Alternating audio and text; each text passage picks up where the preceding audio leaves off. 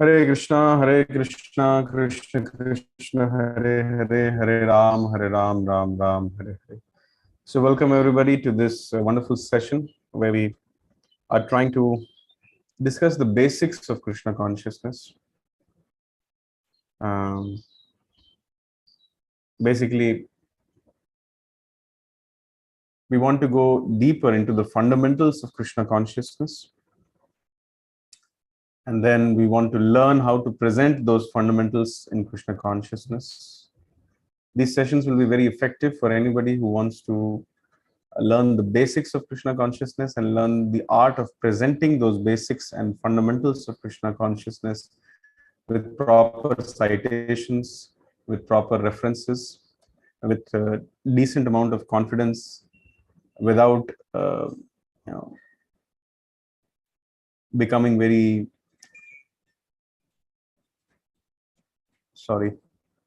phone call was coming.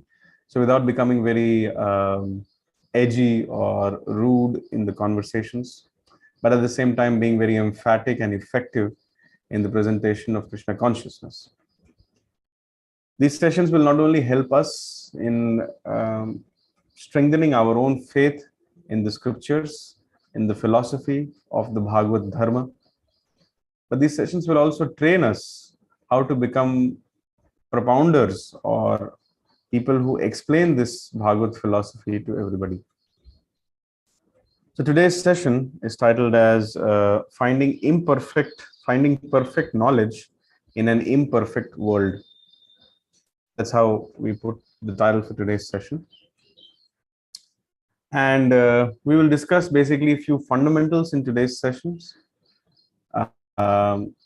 But even before I do that, I would like to inform that everything which we discuss in this session or in any other session of any other concept or any other series of classes, everything is based on the teachings by Srila Prabhupada, teachings of Srila Prabhupada.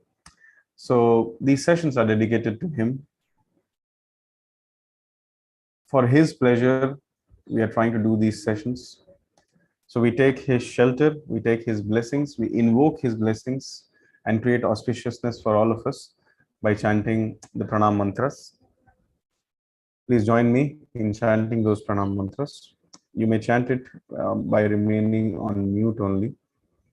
Om Ajnanatimirandhasya Jnananjana Shalakaya Chakshurunmilitam Yena Tasmai Shri Gurave Namaha Shri Chaitanya Manobhishtam Sthapitam Yena Bhutale Swayam Rupah Kada Mahyam Dadati Swapadantikam Vandeham Shri Guroho Shri Yutapadakkamalam Shri Gurum Vaishnavamscha Shri Rupam Sagrajatam Sahagana Raghunathanvitam Tam Sajivam Sadvaitam Savadhutam Parijana Sahitam Krishna Chaitanya Devam Shri Radha Krishna Padan Sahagana Lalita Shri Vishakhanvitamscha E Krishna Karuna Sindhu Dina Bandhu Jagatpate Gopesha Gopika Kanta Radha Kanta Namostute Tapta Kanchana Gaurangi Radhe Vrindavaneshwari Vrishabhanu Sute Devi Pranamami Haripriye Vanchagalpatarubhyascha Kripa Sindhubhya Evacha Patitanam Pavanebhyo Vaishnavebhyo Namo Namaha Jai Shri Krishna Chaitanya Prabhu Nityananda Shri Advaita Gadadhar Srivasadi Gaura Bhakta Vrinda Hare Krishna Krishna Krishna Hare Hare Hare Ram Ram Ram Hare Hare Namo Om Vishnupadaya Krishna Prishthaya Bhutale Srimate Bhaktivedanta Swamin Iti Namine Namaste Saraswati Deve Gauravani Pracharine Nirvishesha Shunyavadi Paschati Deshatarine Mukam Karoti Vachalam Pangum Langhayate Girim Yat Kripa Tamaham Bande Shri Gurum Dinatarinam Paramananda Madhavam Shri Chaitanya Ishwaram Harihi Om Tat Sat.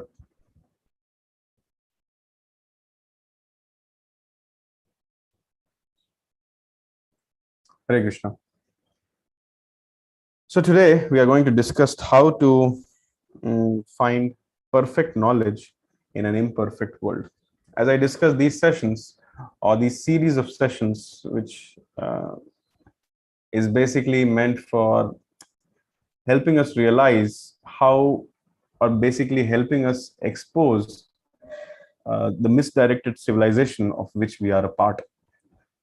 That is the idea of these sessions. The idea of these sessions is to establish our faith, re-strengthen our faith in the essence of the Vedic scriptures, which is the Bhagavad Gita and the Bhagavatam. And then we want to become solid propounders of this knowledge by learning it ourselves, the fundamentals, step by step, and then being able to present it in a very convincing way or in a very relatable way based on time, place, and circumstances. Some of you may know these fundamentals, but it doesn't harm you if you revise these fundamentals.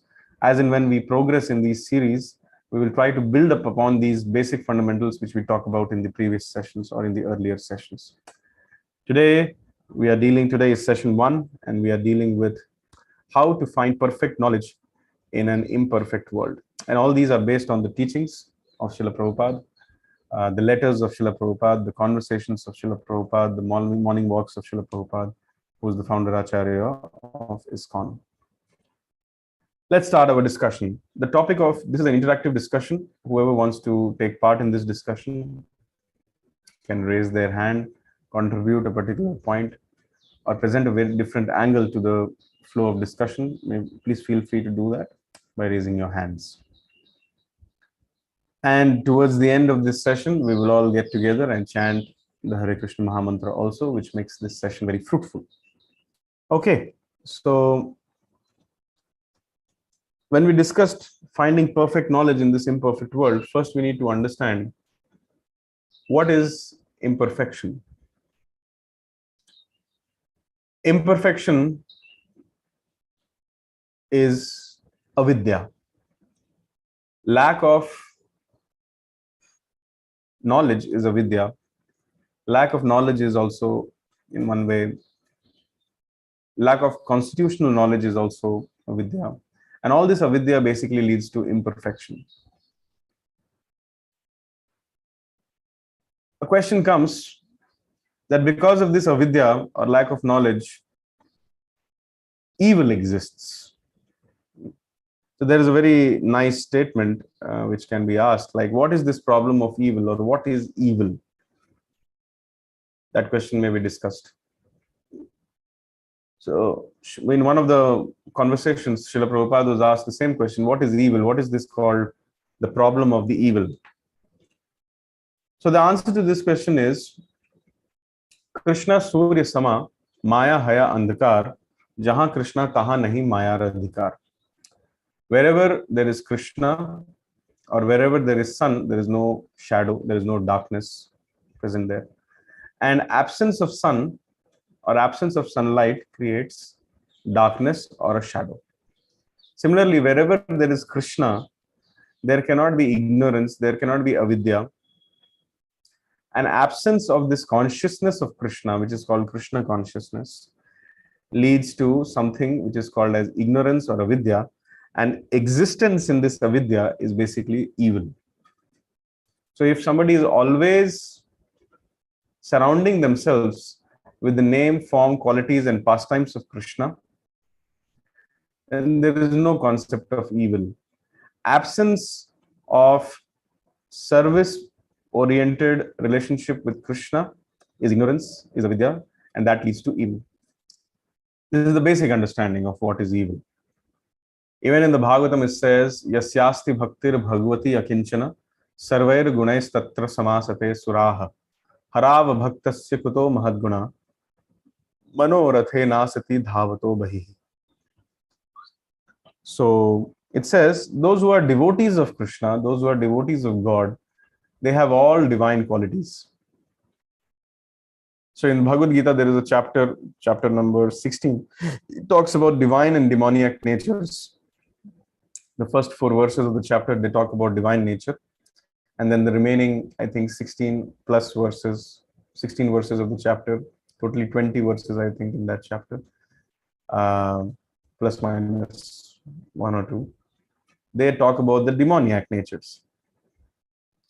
So the Bhagavatam says, or the Vedic scriptures say, that anybody who is a devotee of Krishna, even without making a separate endeavor, they automatically develop divine qualities. But those who are not devotees of God, harav abhaktasya, those who are not devotees of Hari, those who are non-devotees of Hari, this also includes devotees of other demigods, you know, Indra, Chandra, Kali, Durga, etc. Those who are devotees of some demigods, including great demigods like Brahma and Shiva. Abhaktasya kuto mahadguna. They will not ultimately have any great qualities or any qualities which is worth assimilating or worth following.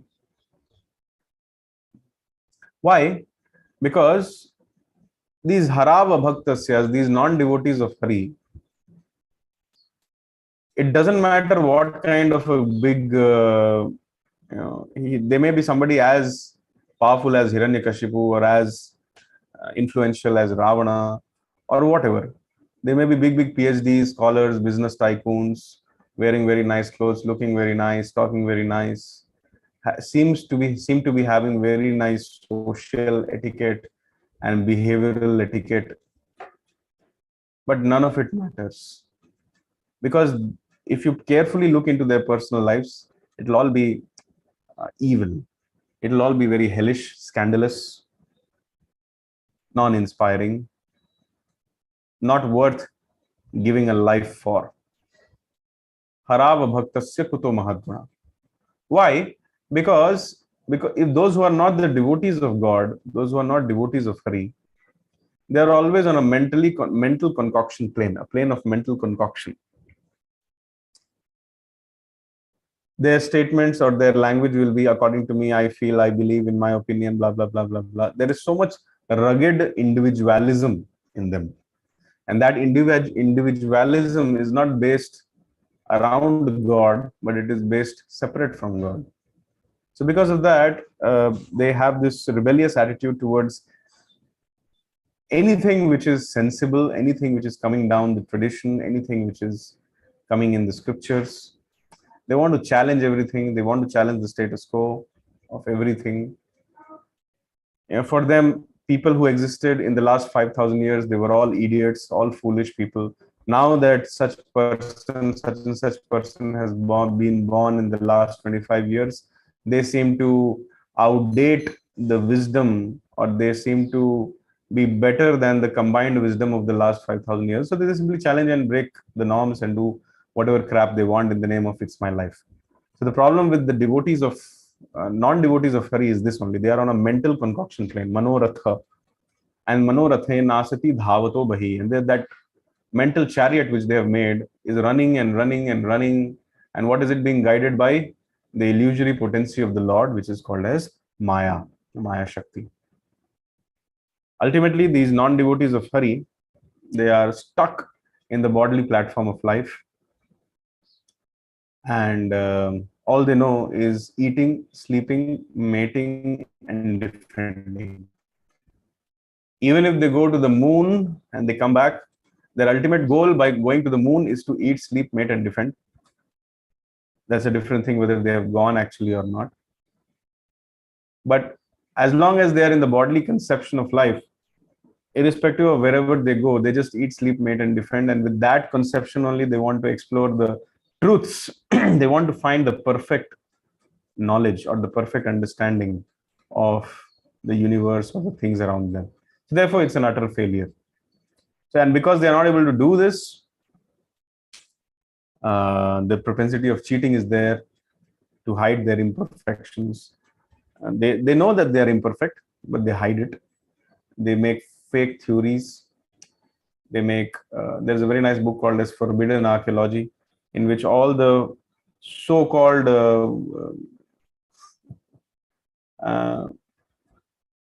forensic research and the architectural and the archaeological research which had happened, basis of which they claimed that 5,000 years ago, 10,000 years ago, man used to be naked, and all those theories have been completely, basically vandalized and completely disproved in that book, Forbidden Archaeology.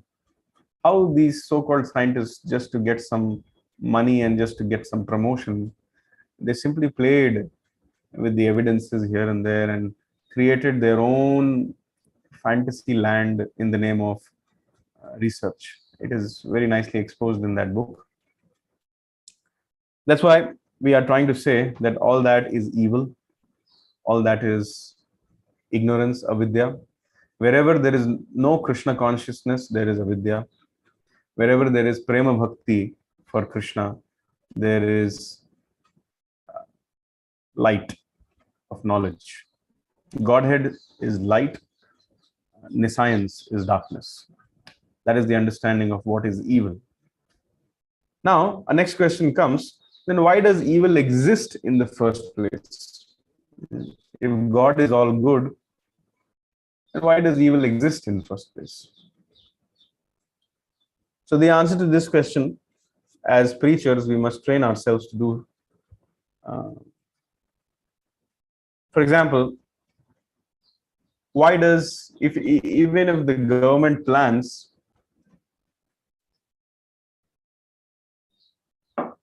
to build a city or some kind of habitation somewhere, we will find that even before the habitation is ready, even before the city or the structure is ready, there is a police station and there is a prison house which the city administrators they designed for. Now, do the city administrators they want that people should commit crimes and go and rot in the jails or the prison houses of that city? When the Tihar jail was being made, did they really pray that every year some 100 people, now the Tihar jail capacity is so much, did they really pray that the capacity of Tihar jail is so high, we pray that every day newer and newer prisoners come and then we will grow in our investment in these prison houses? No. But still they made a very high capacity prison cell, which is now in one way a global model for various prison houses. The reason why the governments, they make it because they know that despite their well-being, despite the government's trying to act as well-wishers, although they may not know completely how to act as well-wishers in their fullest capacity, despite their being well-wishers, they know that there will be some category of people who would always want to break the law. So therefore, so that they do not become undischarged insolvents or a headache for others in the civilized society, there should be a separate place for them where they can stay and engage in their naughtiness, engage in their mischievous behavior, so that they do not cause a headache to everybody. So similarly, someone may say that there is so much evil in this world. Why was this world created in itself in the first place? With so much evil in it, why does the evil exist? Why does this world exist? So the answer is this only. There were some, essentially, according to Srila Prabhupada, the soul is a part and parcel of Krishna. Mamai vamsha jiva loke jiva bhuta sanatanaha manaha shashthani indriyani. So the soul is a part and parcel of Krishna.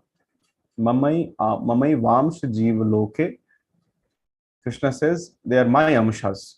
So essentially, all the jivatmas are at one point of time having a very unique and a very personal relationship with Krishna. Still everybody has, but due to influence of the material nature and due to long passage of time in this material world, that relationship has become covered by the dust of lust, anger, greed, illusion, enviousness, and attachment. So therefore, we have forgotten who we are, who is God, and what is our relationship with Him. And why this has happened? Because we wanted that. Just like when a criminal commits some crime, he is put into a prison house. He is not fit to stay in the civilized society because he has lost his sanity. He has lost his equanimity of mind. Otherwise, why will someone go and murder someone?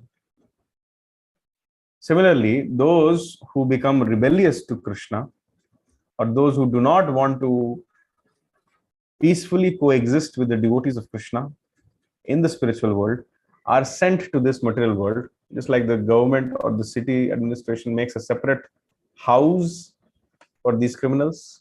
So similarly, Krishna has made a separate existence or a separate place for the rebellious souls like us, where we can exist peacefully. There's no peace here, but we can think that we are existing, because at one point of time, the Jivatma who is there in the material world didn't want to stay with Krishna, was hating Krishna, was envious of Krishna, was creating problems for the devotees of Krishna. So just to minimize the damage and out of love, because if he will stay in the spiritual world, will create a lot of headache for God, a lot of nuisance for the other devotees of God. So out of love, Krishna puts us in a place where we also will be peaceful. And we really wanted to forget him. We really couldn't stand Lord even for a moment. So he gives us a place where he's there all the time with us as Paramatma in the core of our hearts. But then he makes us feel under the power of illusion that he's not there. And so therefore we feel happy about it. So the answer why this world was created is this only. Just to give us a place where we can do our mischief, where we can think that life is all about eating, sleeping, mating, and defending, where we can think that I am the master of everything that I survey, where we can think that I am the Lord of everything that exists, where I can think Ishwaroham, Aham Bhogi, Aham Balwan, Aham Sukhi, the statements of Bhagavad Gita, demoniac nature. People think like that. They think that I am the controller, I am the enjoyer, I am strong, everything is meant for my enjoyment. Like that, they keep thinking. So such kind of thought process is not possible in the spiritual world. But when the Jivatma wants to have this kind of a thought process, he is put into this material world, which is basically full of people who are not very good, evil, and is like a prison house. Okay. So if you ask us this question, yes, is this world a prison? Yes, this world is a prison house. But then the question comes that, oh, prison house means, when I go to a prison house, I see the inmates of the jail wearing a particular kind of dress. And then I see the bars, they're holding the bars. They really can't come out of it, even if they want. They really can't dress in nice clothes, even if they want. And there is a lot of discomfort in the prison house. And then there is a jailer also there. So how do you say, I don't see these things around me. I change my dress every day and I don't have much discomfort here. And where are the bars? I don't see any bars here. Where is the jailer? I'm a free man. These kind of statements can be made. So we can also understand by proper logical reasoning, again coming from the scriptures, that we are also in a prison house. Number one, just like in a prison house, everybody has a particular kind of dress. Similarly, we also have a dress. The dress is this body. We should understand that we are not this body. We are the spirit soul which resides within this body. Bhumirapo analo vayu kham mano buddhirevacha ahankar ityam me bhinnam prakritirashtadha. Our body is made of earth, water, fire, air, ether, mind, intelligence, and ego. But that's not us. Just like in prison houses, there are various categories of dresses. Not every prisoner in the prison house wears the same dress. There is some categorization. So similarly, in this material world also, not everybody has the same kind of body. Somebody has a amoeba body, somebody has a cow's body, somebody has a cats and dogs body, somebody has a fish body, somebody has a human body, somebody has a demigod body, somebody has a ghost body. But everybody has a body. Just like in the prison house, everybody has a dress. Similarly, every living entity in this material world is embodied with a body. And that body is not permanent, it's temporary.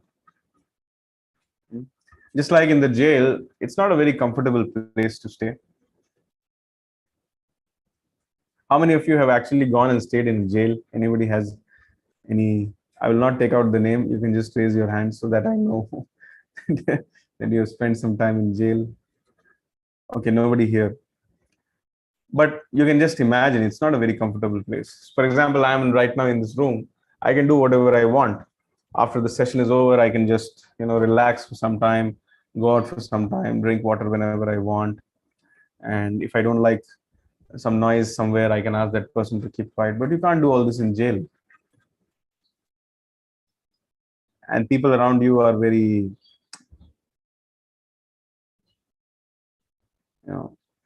non-peaceful also at times. And then you are made to do things which look like a punishment. Now the question comes, am I going through a punishment in this world? Answer is yes. I am going through a punishment in this world. The punishment is birth, disease, old age, and death.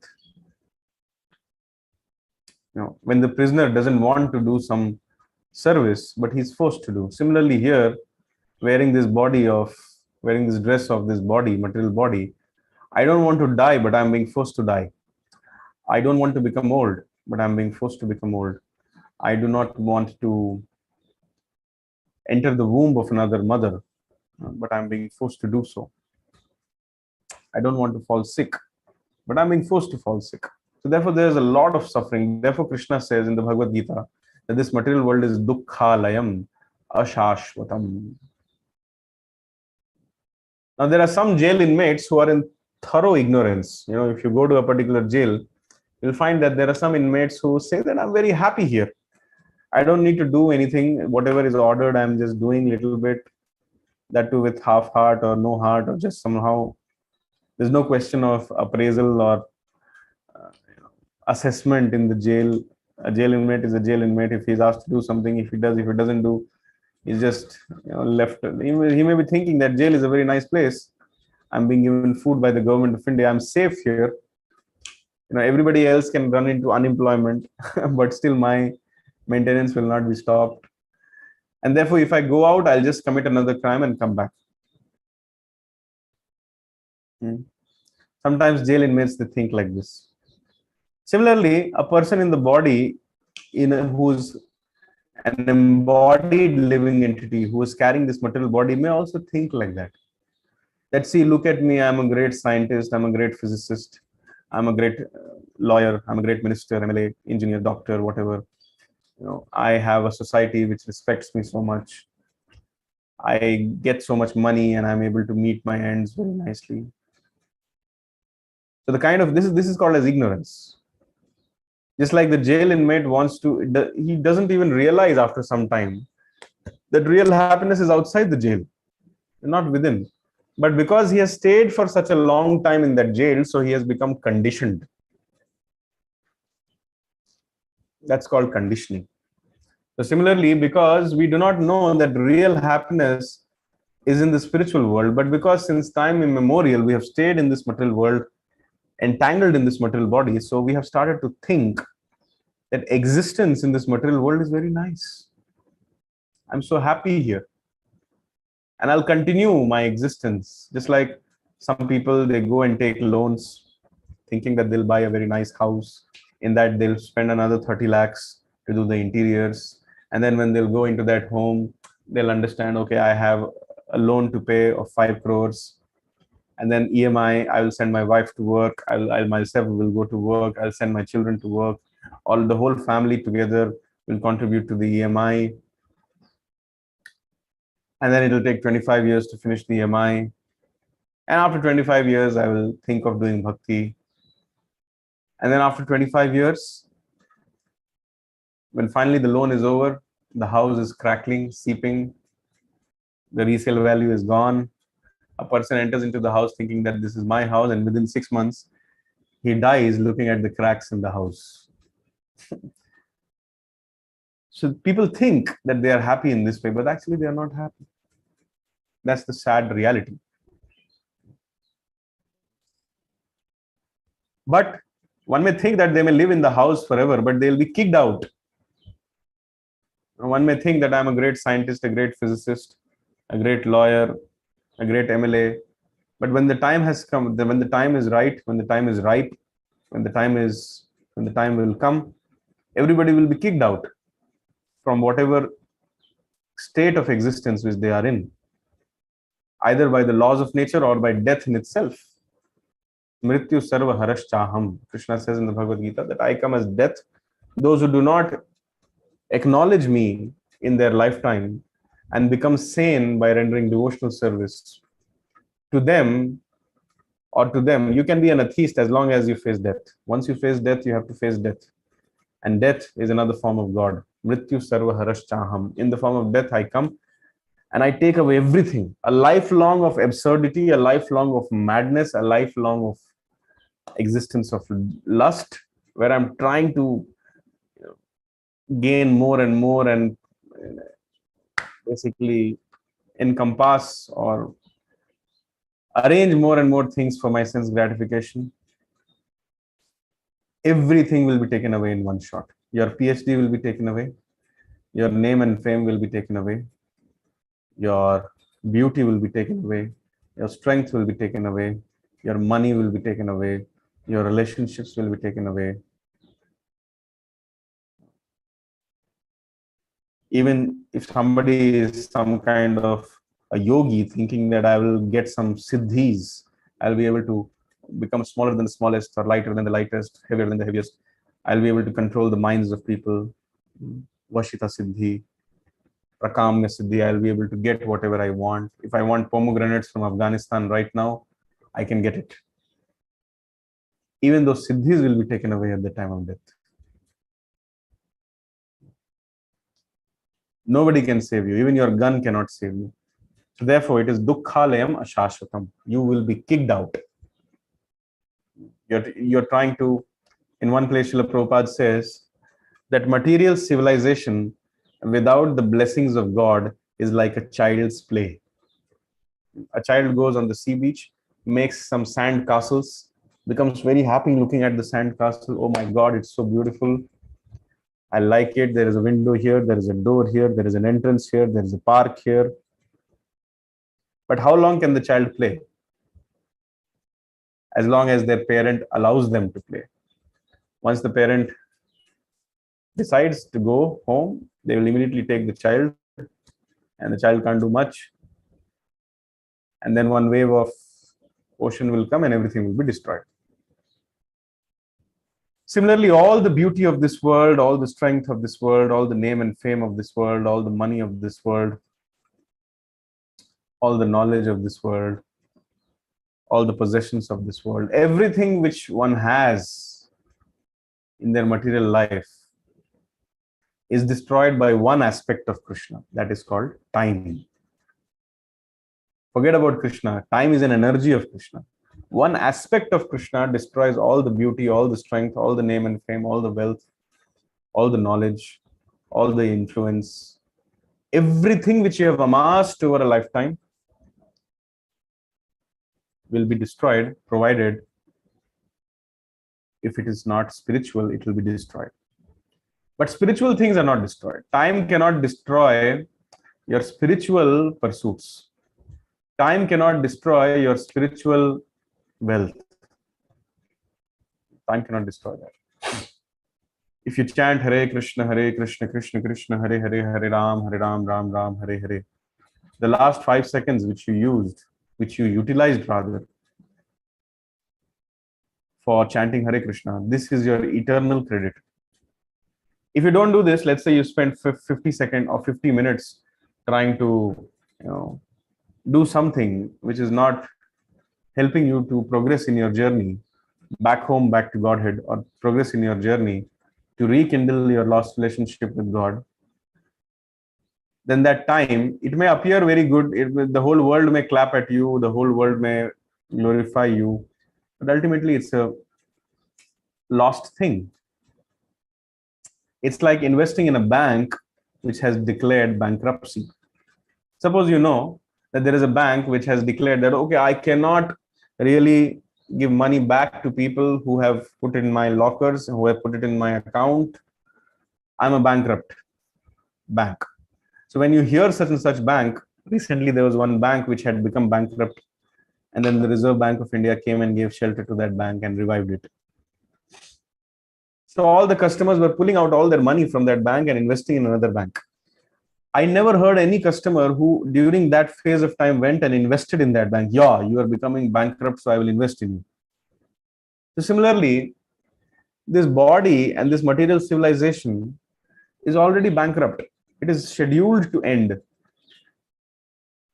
When you go to great cities of India like Hampi, you hear great stories of great empires and great kings. Krishna Raya. It is said when we went there, they showed us a place where the opulence was so much that they used to, just like you in a sabzi mandi, in a vegetable market, people sit and sell vegetables. In the kingdom of Krishna Raya, near Hampi, which was in those days called as Vijayanagar, they used to sell diamonds and gold jewelry on the streets.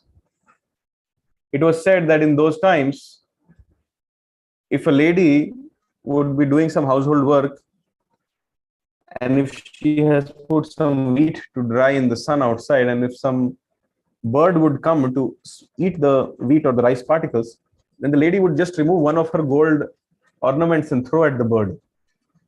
And the bird will fly away and the gold ornament will never be picked up. Now the question comes is, where are those kingdoms? Where is that gold? Where are those kings? Where is that opulence? One answer: destroyed by time. All that opulence, all that gold, all that wealth, all that Aishwarya, all that feel-good factor, destroyed. But the spiritual work which those people did still exists. In the Bhagavad Gita, in the 6th chapter, shloka number 37 to 44, if you read, 6.37 to 6.44, if you read, it tells the journey of a soul from one lifetime to another lifetime, how the higher arrangements or the high Daiva Netrana, under the guidance of the higher agencies of the universe which are working under Krishna, the spiritual wealth is retained, but everything else is lost. So the Bhagavad Gita, time and again, it says, Swalpam apyasya dharmasya trayate mahato bhayat. Even if somebody does 1% progress on this path of spiritual life by chanting Hare Krishna, by associating with devotees, by reading the Bhagavad Gita and the Bhagavatam, by eating Krishna Prasad, the progress which they make is eternal. If you have progressed till 10% in this life, then in your next life, you start with 11%. But if you have done a PhD in this life or double PhD in this life, next life you have to again start with ABCD. That's called bankruptcy. It's like I have invested 1 crore rupees in a bank, but next day again it is zero. So why do you want to invest it in it? So see your life, we have to see our life as a series of lifetimes, series of chances given to us in this material world by Krishna, by where we can revive ourselves. It's like a rehabilitation center where we become sane, fit enough to stay in the kingdom of God, which is only inherited by those who are humble and meek. This is a chance given to us. Why we are wasting our time in material pursuits? Human life is meant to render devotional service and nothing else. Of course, one may have their prescribed duties, but if those prescribed duties are also coming into the path of Krishna consciousness, according to Srimad Bhagavatam and according to the Acharyas, that prescribed duties also should be given up. Because the main aim of life is to go back home, back to Godhead. That's why I always say in the sessions, the main thing is to keep the main thing as the main thing. If somebody can do this, they are successful. The main thing is to keep the main thing as the main thing. And what is that main thing? To go back home, back to Godhead and become a pure devotee of Krishna. That is why we have got this human form of life. This knowledge has been revealed to us in the various scriptures. So coming back to our discussion where we This world is indeed a prison, yes. Now, another angle of discussion is that where are the prison bars? We are all put inside behind the prison bars only. It's just that this prison house is so efficient and so wonderful that the bars are not visible. The prison bars in which we are suffering with, behind which we are suffering, is the lust, the anger, the greed, the illusion, the enviousness, and the attachments. Everybody is shackled by the lusty desires, and they really can't come out of it. People have developed so many bad habits because of these lusty desires. And any honest person, if you ask them that, see, I'm struggling with my lusty desires, how to come out of it, they actually feel that I'm in some kind of a prison house because of these lusty desires. Similarly, the greed, once you become infected by it, you can't come out of it. Just like in a prison house, once you enter it, you can't come out of it. So there are bars. The bar is the lust, greed, anger, illusion, enviousness, attachments, false ego, desire to do sinful activities, atheism. These are bars which have locked us actually. And one more important thing to understand here is, in the jail there is a jailer. So where is the jailer here? Yes, the jailer here is called as Durga Devi. And she punishes us with her Trishul. 3 kinds of miseries. Miseries which is because of our own body and mind. That's called Adhyatmik Klesha. Miseries which we get because of others, a mosquito or a coronavirus, that is called as Adi Bhautik Kleshas. And miseries which we get because of natural calamities such as earthquake, tsunami, etc., flood, and whirlwinds, tornadoes, droughts, pestilences. These are called as Adi Daivik Kleshas. For example, if in a place there is a lot of abortion going on, then very likely in that place, a lot of murders will also be going on. If in a place where there is a lot of meat eating going on, then very naturally, many people of that place will be affected by wars. These are some natural calamities. The nature strikes back in its own way. Wherever there is flood, wherever there is drought, it is because of sinful activities. People don't know that, but this is a fact. So we are in a prison house. So till now we have discussed the topic of just in case if you're lost, just trying to revise. We are trying to understand how to get perfect knowledge in this imperfect world. We are trying to discuss the imperfections of this world, that yes, how everything is evil. Not everything. How this world is full of evil people. And we are trying to understand the problem of evil. How does it come in its first place? This is because of lack of Krishna consciousness. Then we understood why does this bad things, if God is all good, why do bad things exist? And we saw that we wanted this, we wanted such kind of a place. So God has given it to us out of love for us.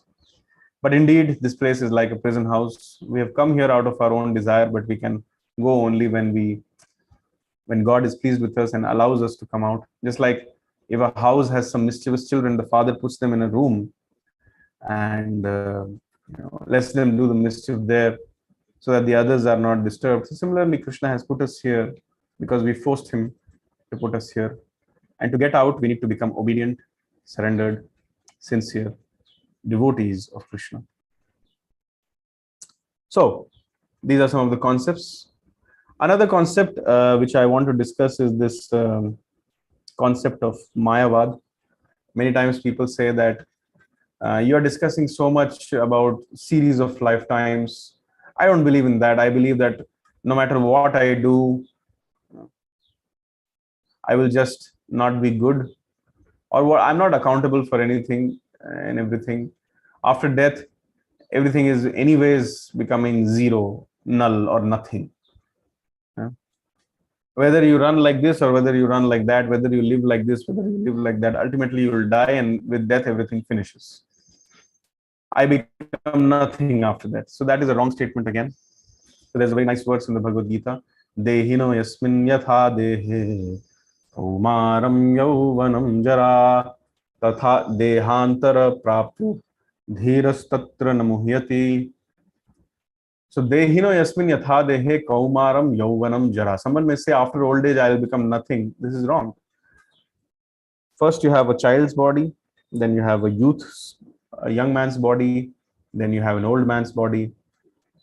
So you will not become nothing. Tatha dehantara praptir. After death, you will get another deha. Dehino yasmin yatha dehe kaumaram yauvanam jara tatha dehantara praptir.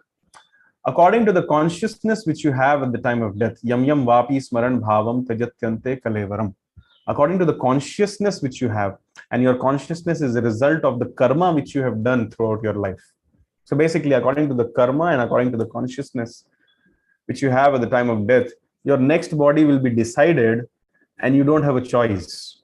You know, in one place I was reading, karma is like a restaurant where there is no menu card. You are just served what you deserve. So you cannot say that I am the son of such and such politician. Next time I want to become the son of such and such politician of the other party. No, if your karma is of becoming a cockroach, you'll become a cockroach and you have no say, no freedom, nothing to do about it. That's the point which we have to understand. If someone says, there is a Professor Kotovsky in Russia and Prabhupada goes to meet him and Prabhupada becomes completely disgusted by talking to him. He's such a great professor of such a great university. And even such great professors, they think that after death, everything becomes zero, everything becomes null, everything becomes void. Just see. But the word professor literally in Sanskrit means acharya. Such great professors who are supposed to mold the minds of millions of people, they are thinking that everything is zero. So what is the future of a society where the great so-called acharyas are basically creating a misdirected civilization? So therefore, in these sessions, we are trying to expose this misdirected civilization. We are trying to understand how what is being fed to us in the schools, universities, and in our corporates is basically unreal, is basically primarily based on sense gratification, is basically primarily based on being dissatisfied, and primarily based on being non-accountable. And the only goal which is being taught to us is how to feed your belly. Udar bharan vidya. That is the sad state of existence which we have. Unless we realize this, unless we talk about it, unless we expose this, and unless many people take to this sacred service of exposing this misdirected civilization, the world is on the royal road to hell. People are struggling, suffering. They don't even know that they are suffering. They are suffering greatly, but they have been made to understand that life is so good. Let's make this world a better place. That's what they are being told. Okay. Now, we are trying to find perfect knowledge in this imperfect world. So what is the way? Someone may say, I'm a very rational person. I believe what I see. I believe in logic. I believe in experimentation. I believe in postulation and theories. Something which I can do, verify, experiment. I'll believe in that. Once there was a professor. What was the name of that professor? His name was Gregory Benford. He was a physics professor in the University of California in Irvine. Once he came to Los Angeles to meet Srila Prabhupada, he was asking that why is it so? I'm a rational person and I want to understand the world rationally. Why is it so that for a person like me, it doesn't seem to be possible only? So Srila Prabhupada answered in one line, yes. The reason why you're not able to understand the world, or you are not able to understand the things around you, is because you're not approaching the right teacher. But then this Professor Gregory Benford, he said, no, no, no, I want to understand things rationally. I want to conduct experiments, take observations, verify the results, make conclusions. Then Srila Prabhupada said that, see, do you believe that you are imperfect? The professor said, yeah, I fully believe that I am imperfect. Then Prabhupada immediately came and cut him in between, and he asked that if you are imperfect, then how, by using your imperfect facilities such as your senses, whether you do this, whether you do that, whether you try this or whether you try that, how, with imperfect tools at your disposal, how do you hope to get perfect results? And the professor was a genuine professor. He agreed, yeah, that's true. I cannot get perfect results. So therefore, we have to understand that there are 4 defects which we have. If we try to understand the world or get perfect knowledge based on our own sensory facilities, then we will fail. Just like they're thinking they are going to the moon, and they're saying there's nothing there on it. Just some dust, billions and billions and trillions of dollars and rupees wasted just to go to a place, collect some dust and come back and saying that it is moon. First of all, we have to understand that everything which we see is not the reality. Therefore, our senses are imperfect, number 1. Number 2, our senses are under illusion.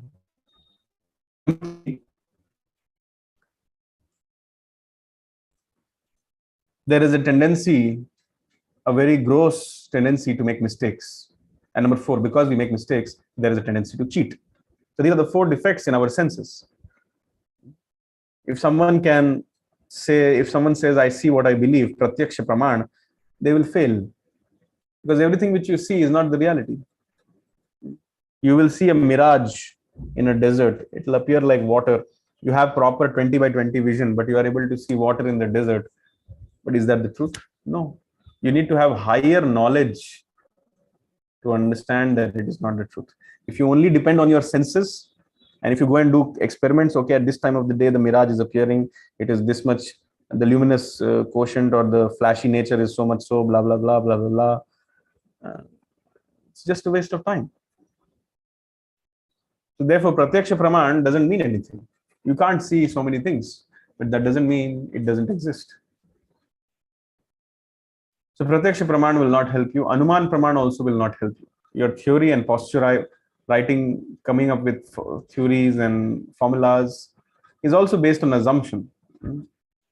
Suppose I heard some noise in the other room and I'm just postulating, I'm just thinking, maybe 2 family members are fighting.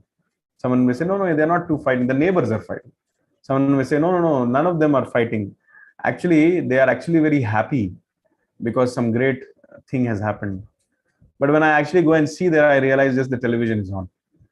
So different people will come up with different theories. Just like in the past 50 years, if you see, the diameter of this universe, the scientists are predicting, in the past 50 years, 18 times the value of this diameter of the universe has changed. And every time the scientists say that they are trying to come closer to the actual value, they're trying to perfect it. If they're trying to perfect, if we ask a particular scientist, okay, you're giving me the particular diameter of this universe, are you sure that it is correct? He may say, no, I'm not very sure. That means right now he's in ignorance. That's why he's not sure. He does not have the complete knowledge. That means he's in ignorance. And if we ask him that is it possible that in future someone may come up with a better value, he will say yes. That means in future also people will continue to remain in ignorance, because that future value can also be further corrected by some other so-called greater who is more intelligent than all the other thousands of scientists which existed in the past 50 years, like that. So either we are in ignorance now, or we are in ignorance in the past. That's what the scientists do not agree upon.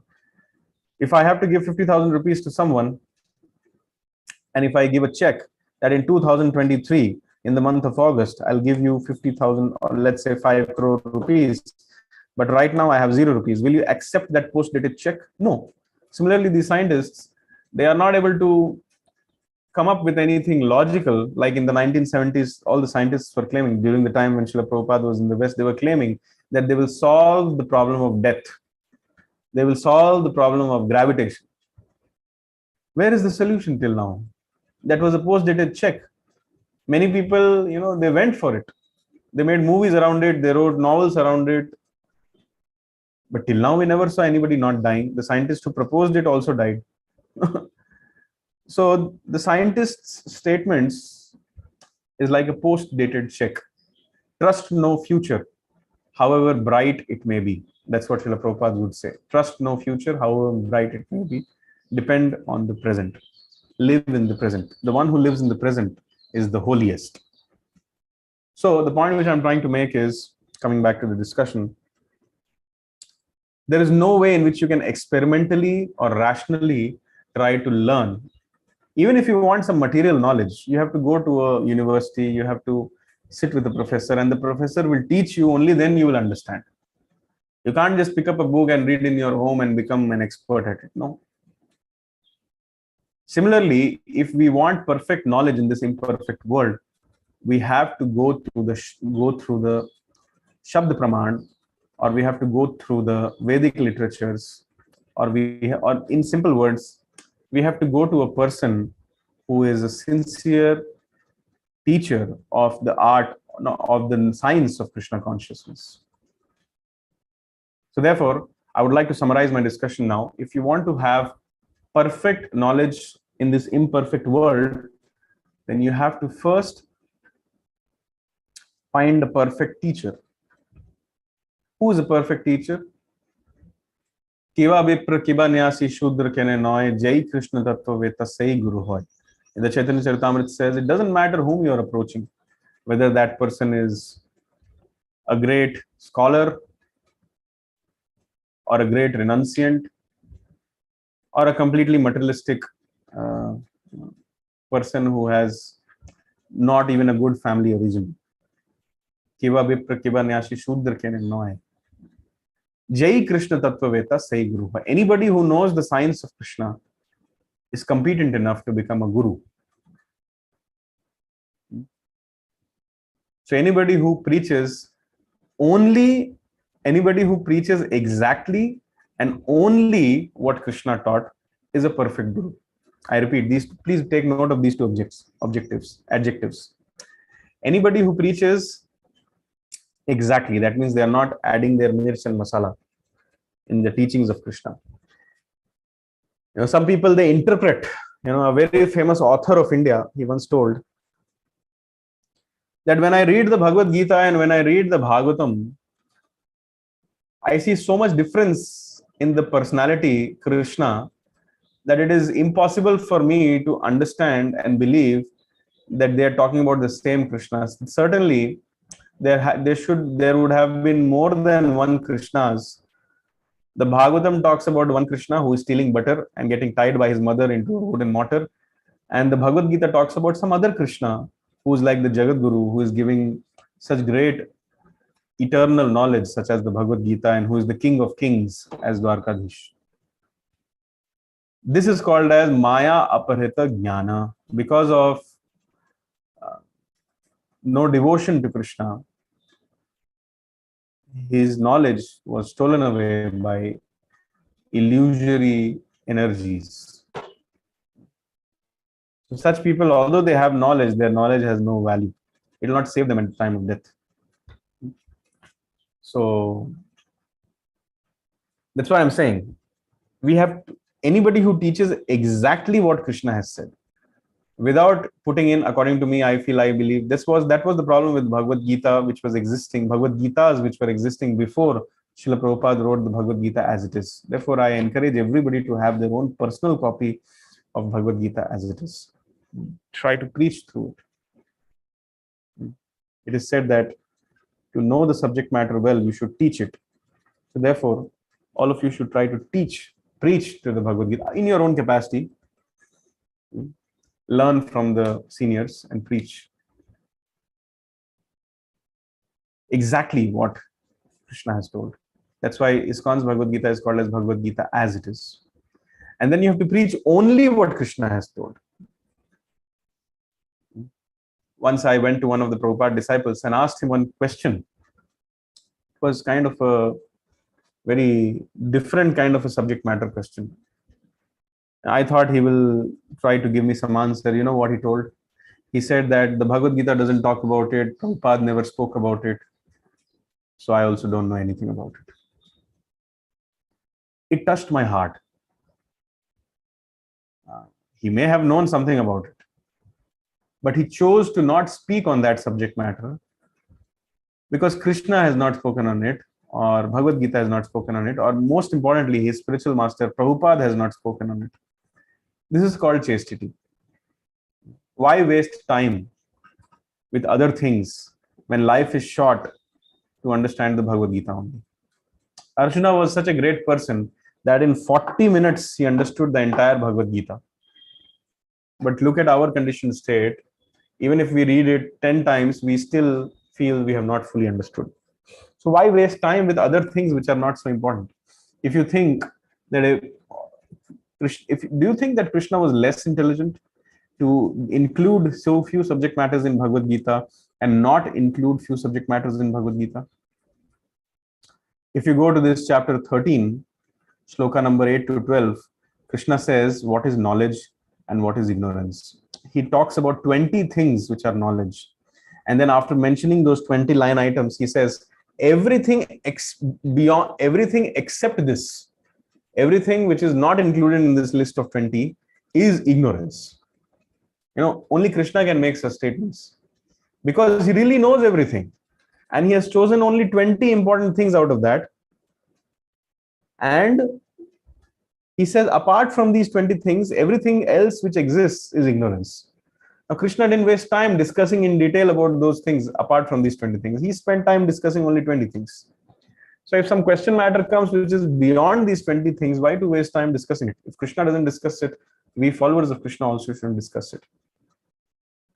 So I'm just saying that anybody who preaches exactly and only what Krishna has preached, then you are perfect. Then that person is perfect. Again, the question may come, Prabhuji, are you perfect? You are saying you are a perfect teacher. Clarification, I am not perfect. I have so many deficiencies, I have so many flaws. But the person from whom I'm taking knowledge, that is Krishna, he is perfect. And I'm presenting that knowledge exactly in an unadulterated way. So that knowledge is perfect. So my teaching is perfect, even if it means that I'm not perfect.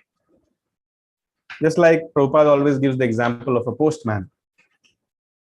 A postman may bring a money order of 1,000 rupees and he may deliver it to you. Whether the postman himself has 1,000 rupees or not very important to know. But his honesty and his sincerity in bringing that money order to you and delivering it to you, that is perfect. Similarly, one may not be perfect, but if they are honest and sincere enough to present the teachings of Krishna exactly in line with what Krishna has said under the guidance of the previous acharyas, then that teacher of Krishna consciousness is perfect.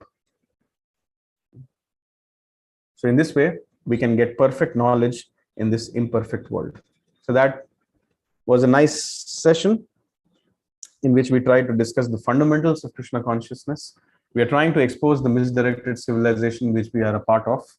In today's session, we discussed what is evil, what is this problem of evil.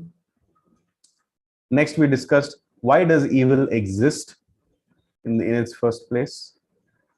Why do bad people exist in the first place? Why do bad things happen to good people? Thirdly, we discussed, is this world a prison house? Why does it exist in its first place? Also exist.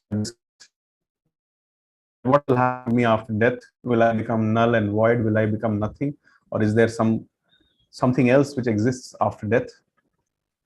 After that, we also discussed, is there a way to rationally and experimentally understand the world around me? And then we also understood how to find a perfect teacher so that we can get perfect knowledge from this imperfect world. So thank you very much. I would now like to open the floor for any questions which you may have. Any reflections? You know what's a reflection? A reflection means something which you heard, something which you understood, which you liked very much, just so that you may remember it nicely. You want to share it again, or else something which you liked and you want to comment further or throw some another angle of light upon it, or anything which you liked, you want to share. That's all these things are called reflections. So you can ask questions or you can also share some reflections. Those who want to speak or those who want to share can kindly raise your hand. I'll unmute you and then you can speak.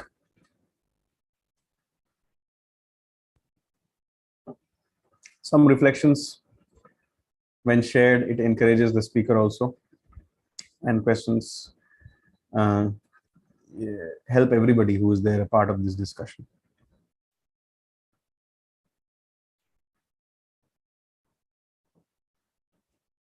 Okay, Murari Radha Mohan Prabhu, please unmute yourself. Hare Krishna Prabhuji, Dandavat Pranam. Dandavat Pranam. Some points I took, Prabhuji. So Yes, first, the Hare Krishna challenge. I seen that Hare Krishna challenge. This topic I am feel very happy, Prabhuji, because it's very Prabhupada's one books is also there. Hare Krishna challenge. I think this is very nice to hear about clear and something. And the first points you made, Prabhuji, those who are enemies of Krishna, they will send to this material world, and that's why this is a prison house, because they are not a devotee of Krishna, so that's why they wanted to enjoy their life according to their ego and according to their mind. So that's why they will send to this material world.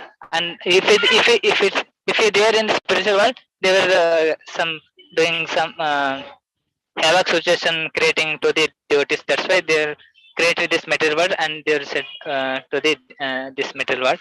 And we have this prison house. Is prison houser is Durga Devi and is a jailer of Durga, and the Jivatma had taken the form of like a dresses of in the jail. The dressing they punish her getting the dresses varieties like the 64 varieties of material dresses like according to their activities, and punishment is the birth, death, old age and disease. So the some jailer seems to be happy in this jail, but because of the Maya and the ignorance, that's why they feel that.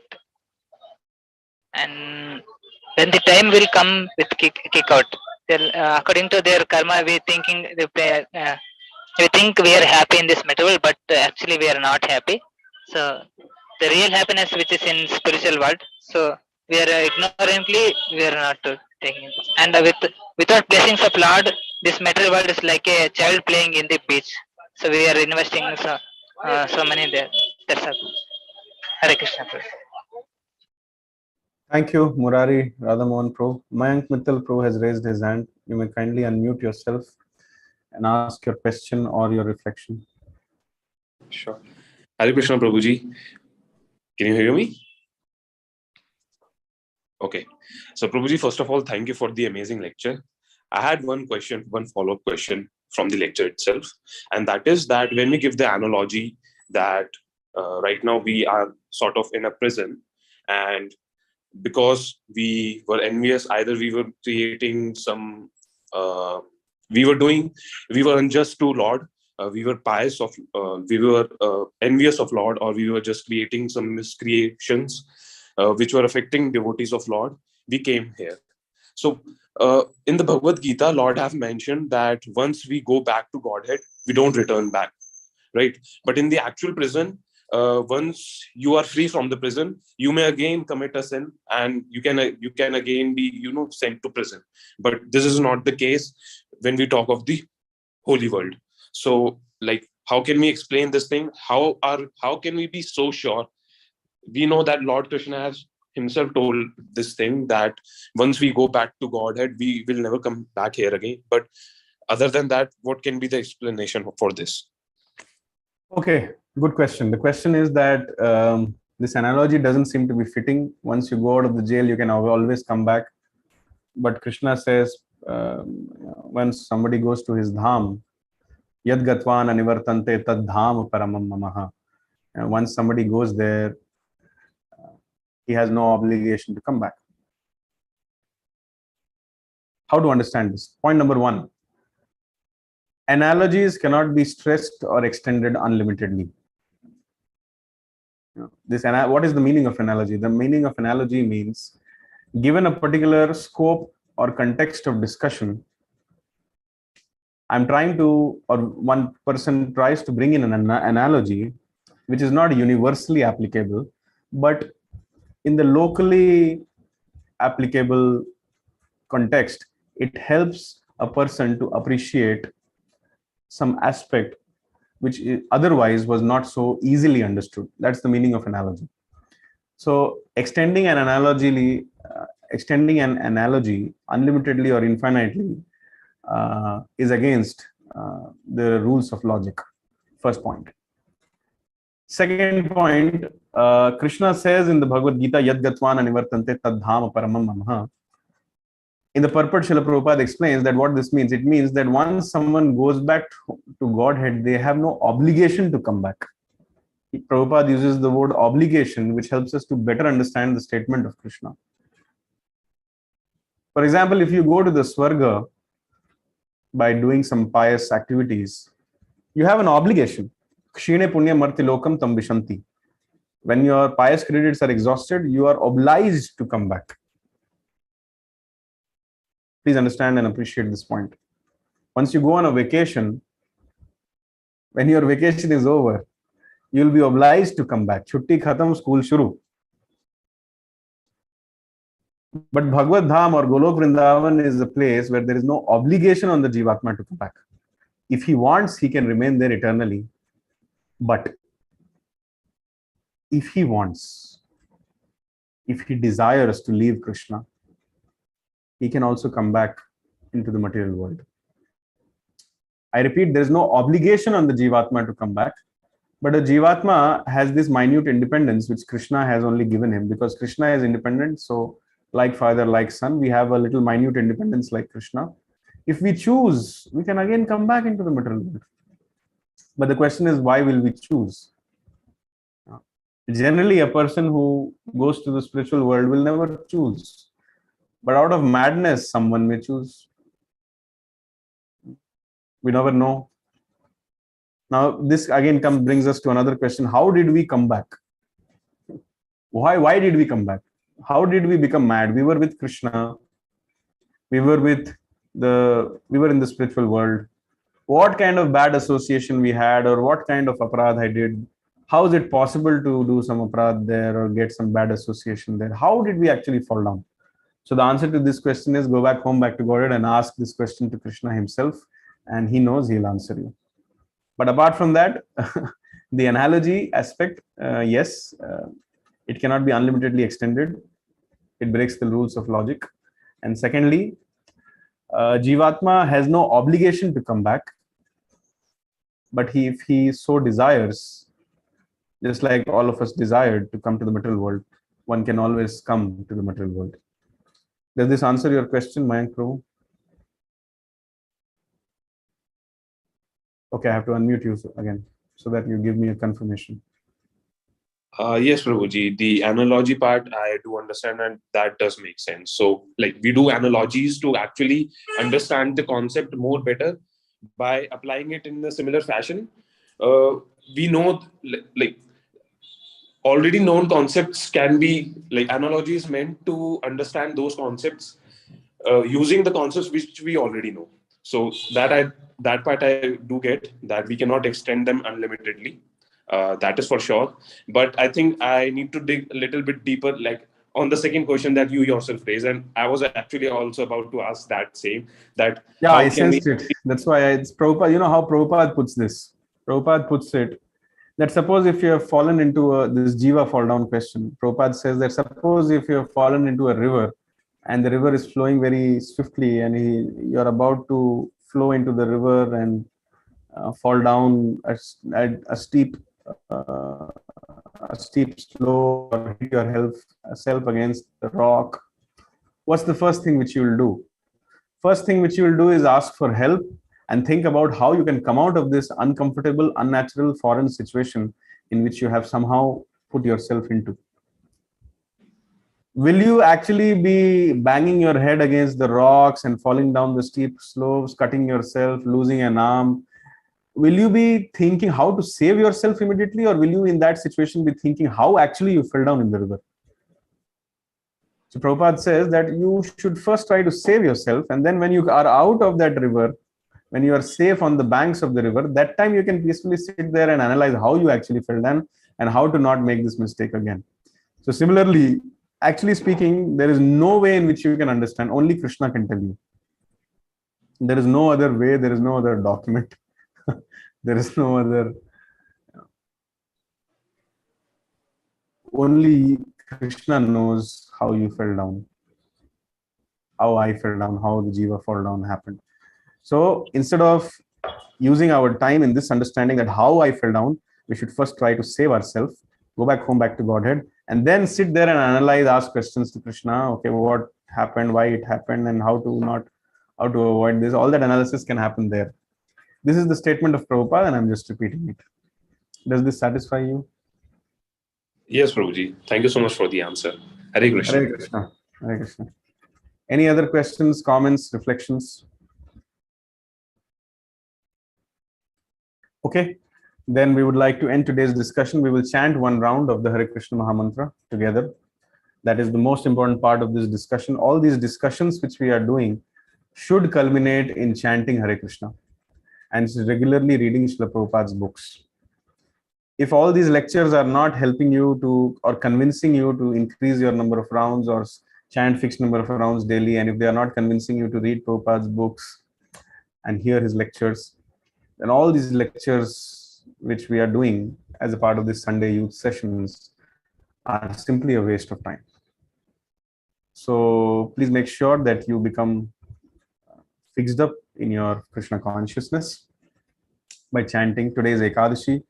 It is recommended that no matter what you're doing, whatever your prescribed duties, unwind on the day of Ekadashi.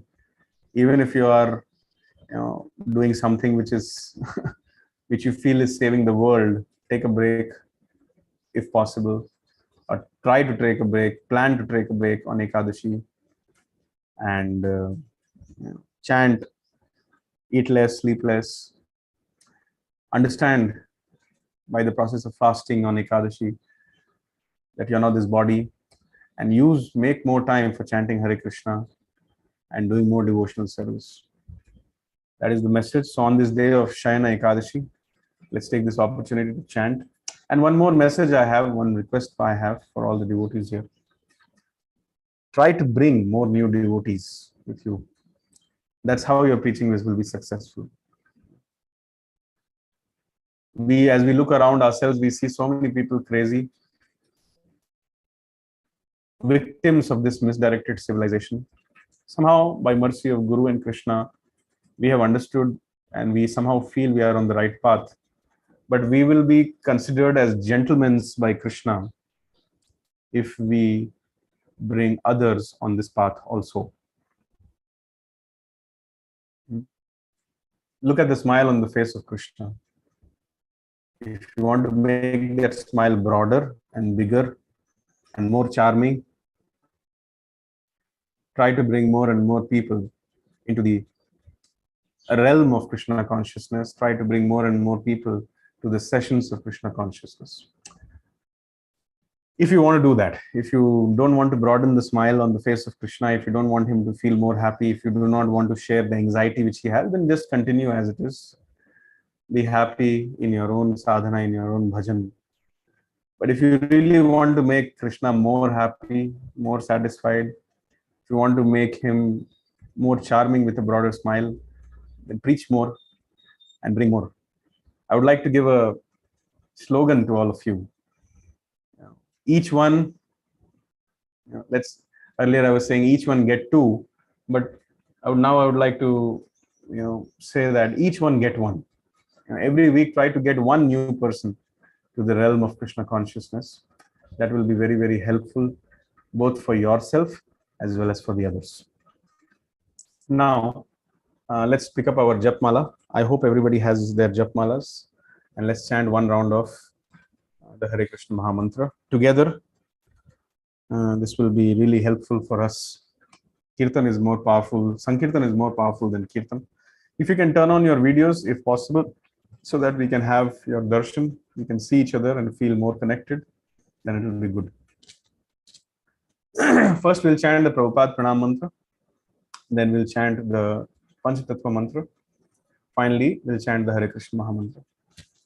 Namo Vishnu Padaya Krishna Pristhaya Bhutale Srimate Bhakti Vedanta Swamin Iti Namine Namaste Saraswati Deve Gauravani Pracharine Nirvishesha Shunyavadi Paschatya Deshatarine Jai Shri Krishna Chaitanya Prabhu Nityananda Shri Advaita Gadadhara Shri Vasadi Gaura Bhakti Vrinda Hare Krishna Krishna Krishna Hare Hare Hare Ram Ram Hare Hare Krishna Krishna Krishna Hare Hare Hare Ram Ram Hare Hare Krishna Krishna Hare Hare Hare Ram Ram Hare Hare Krishna Krishna Hare Hare Hare Ram Hare Hare Krishna Krishna Hare Hare Hare Ram Ram Hare Hare Krishna Krishna Hare Hare Hare Ram Ram Hare Hare Krishna Krishna Hare Hare Hare Ram Hare Hare Krishna Krishna Hare Hare Hare Ram Ram Hare Hare Krishna Krishna Hare Hare Hare Ram Hare Hare Krishna Krishna Hare Hare Hare Ram Hare Hare Krishna Krishna Hare Hare Hare Ram Hare Hare Krishna Krishna Hare Hare Ram Hare Hare Hare Krishna Krishna Hare Hare Ram Hare Hare Krishna Krishna Hare Hare Hare Ram Hare Hare Krishna Krishna Hare Hare Hare Ram Hare Hare Krishna Krishna Hare Hare Hare Ram Hare Hare Krishna Krishna Hare Hare Hare Ram Hare Hare Krishna Krishna Hare Hare Hare Ram Hare Hare Krishna Krishna Hare Hare Hare Ram Hare Hare Krishna Krishna Hare Hare Hare Ram Hare Hare Krishna Krishna Hare Hare Hare Ram Hare Hare Krishna Krishna Hare Hare Hare Ram Hare Hare Krishna Krishna Hare Hare Hare Ram Hare Hare Krishna Krishna Hare Hare Hare Ram Hare Hare Krishna Krishna Hare Hare Hare Ram Hare Hare Krishna Krishna Hare Hare Hare Ram Hare Hare Krishna Krishna Hare Hare Hare Ram Hare Hare Krishna Krishna Hare Hare Hare Ram Hare Hare Krishna Hare Hare Hare Ram Hare Hare Krishna Krishna Hare Hare Hare Ram Hare Hare Krishna Krishna Hare Hare Hare Ram Hare Hare Krishna Hare Hare Hare Ram Hare Hare Krishna Krishna Hare Hare Hare Ram Hare Hare Krishna Krishna Hare Hare Hare Ram Hare Hare Krishna Krishna Hare Hare Hare Ram Hare Hare Krishna Krishna Hare Hare Hare Ram Hare Hare Krishna Krishna Hare Hare Hare Ram Hare Hare Krishna Krishna Hare Hare Hare Ram Hare Hare Krishna Krishna Hare Hare Hare Ram Hare Hare Krishna Krishna Hare Hare Hare Ram Hare Hare Krishna Hare Hare Hare Ram Hare Hare Krishna Krishna Hare Hare Hare Ram Hare Hare Krishna Krishna Hare Hare Hare Ram Hare Hare Hare Krishna Krishna Hare Hare Hare Ram Hare Hare Krishna Hare Hare Hare Ram Hare Hare Krishna Krishna Hare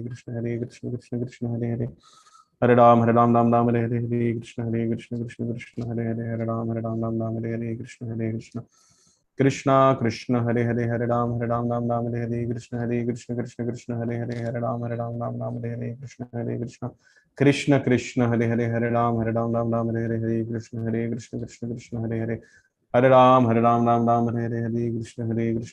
Hare Hare Hare Ram Hare Hare Krishna Krishna Hare Hare Hare Ram Hare Hare Krishna Krishna Hare Hare Hare Ram Hare Hare Krishna Krishna Hare Hare Hare Ram Hare Hare Krishna Krishna Hare Hare Hare Ram Hare Hare Krishna Krishna Hare Hare Hare Ram Hare Hare Krishna Hare Hare Hare Ram Hare Hare Krishna Krishna Hare Hare Hare Ram Hare Hare Krishna Hare Hare Hare Ram Hare Hare Krishna Krishna Hare Hare Hare Ram Hare Hare Krishna Krishna Krishna Hare Hare Hare Ram Ram Hare Hare Hare Krishna Krishna Krishna Hare Hare Hare Ram Ram Hare Hare Krishna Krishna Krishna Hare Hare Hare Ram Ram Hare Hare Krishna Krishna Krishna Hare Hare Hare Ram Ram Hare Hare Krishna Krishna Krishna Hare Hare Ram Hare Hare Krishna Krishna Hare Hare Hare Ram Ram Hare Hare Krishna Krishna Hare Hare Hare Ram Hare Hare Krishna Krishna Hare Hare Hare Ram Hare Hare Krishna Hare Hare Hare Ram Hare Hare Krishna Krishna Hare Hare Hare Ram Hare Hare Krishna Hare Hare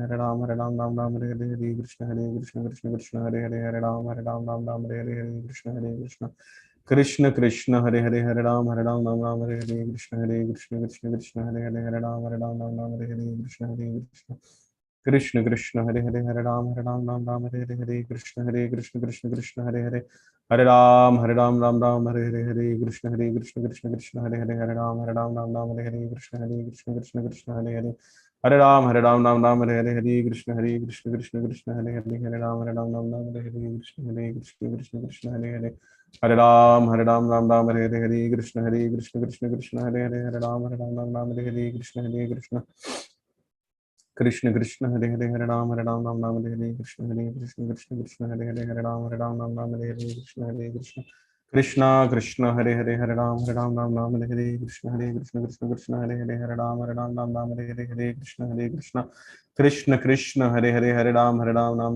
Ram Hare Hare Krishna Hare Hare Hare Ram Hare Hare Krishna Hare Hare Hare Ram Hare Hare Krishna Krishna Hare Hare Hare Ram Hare Hare Krishna Hare Hare Hare Ram Hare Hare Krishna Krishna Hare Hare Ram Hare Krishna Hare Hare Hare Ram Hare Hare Krishna Krishna Hare Hare Hare Ram Hare Hare Krishna Hare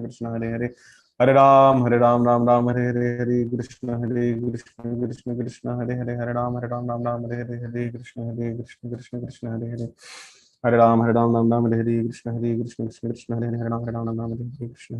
Hare Krishna Krishna Hare Hare Hare Ram Hare Hare Krishna Hare Hare Hare Ram Hare Hare Krishna Krishna Hare Hare Hare Ram Hare Hare Krishna Hare Hare Hare Ram Hare Hare Krishna Krishna Hare Hare Hare Ram Hare Hare Krishna Hare Hare Hare Ram Hare Hare Krishna Hare Hare Hare Ram Hare Hare Krishna Hare Hare Hare Ram Hare Hare Krishna Hare Hare Hare Ram Ram Hare Jai Shri Krishna Chaitanya Prabhu Nityananda Shri Advaita Gadadhara Shri Vasadi Gaura Bhaktivinoda Hare Krishna Krishna Krishna Hare Hare Hare Ram Ram Hare Hare. Thank you everybody for those who have joined. Very grateful to you that you took out time on a Sunday.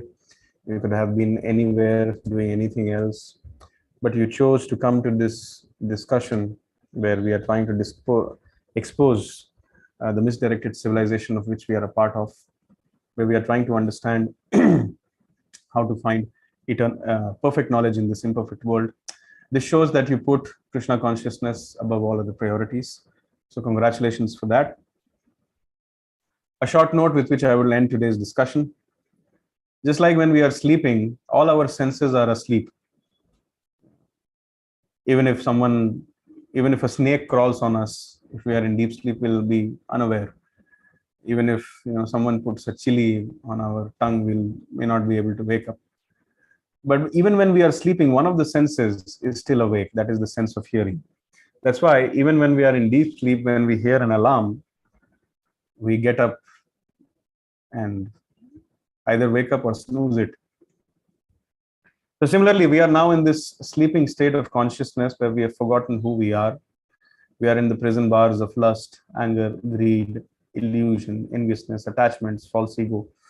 and where we are not able to see our true nature and our true relationship with God. This is like a sleep existence, sushupta avastha. Just like by hearing the alarm, you wake up from your sleep. Similarly, by hearing the sound, spiritual sound vibration of this Hare Krishna Mahamantra, we will be able to awaken to the spiritual reality, and then we will be able to understand who we are and what is our relationship with God and what is the purpose of life. Thank you very much. Chant Hare Krishna and be happy. Hare Krishna.